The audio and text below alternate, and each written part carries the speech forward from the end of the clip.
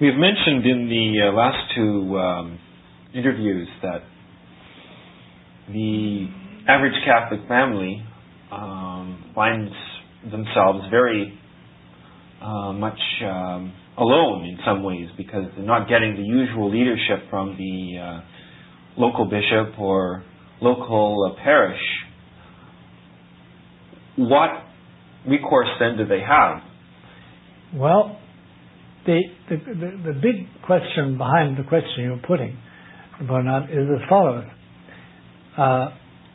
One big effect of the Vatican II teaching, the aftermath, was the elimination of devotion. You see, even in my parish church in Ireland, where I used to go to Mass every day of my life until I left to go abroad,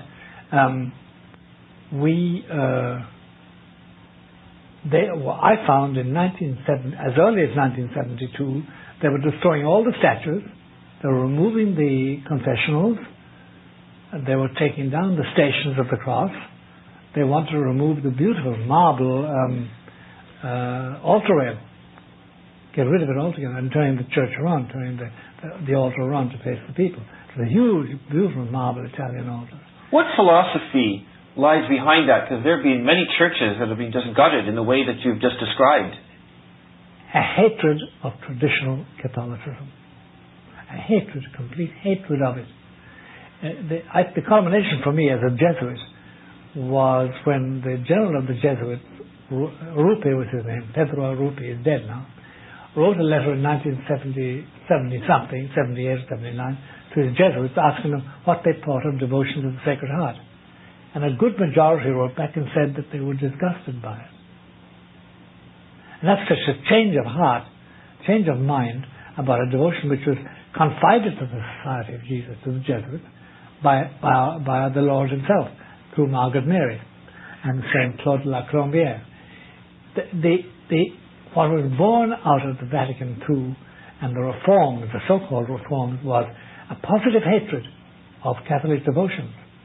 Anything like devotion of the 9 Fridays, devotion to the Stations of the Cross, to the wounds of our Lord, in other words, devotion to the Holy Souls, devotion to the saints, novenas, Corpus Christi processions, devotion to the Blessed Sacrament, exposition of the Blessed Sacrament. All that went down the drain.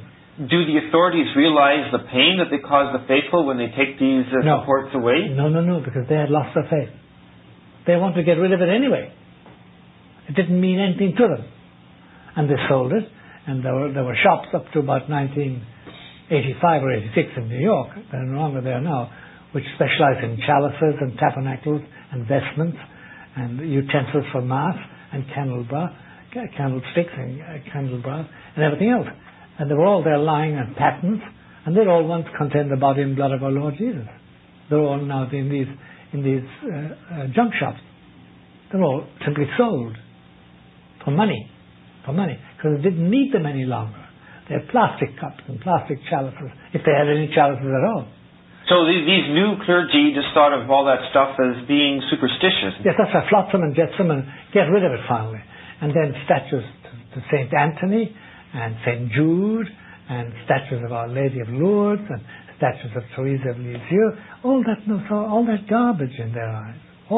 That's all garbage. They want to get rid of it, all devotions, and get rid of it. And the point was that the people who decreed that had lost their faith.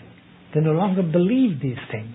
They no longer believed that the holy souls in purgatory were holy, or that they could help them, or that they needed help. Everybody went to heaven. And the idea of praying to a saint and making a novena to St. Anthony to find you a husband or a wife, or find a lost object when you're talking to St. Jude or something, that was all considered to be childish, and not even childlike, but childish and medievalistic and retrograde and not developed. And besides, the Protestants didn't like it.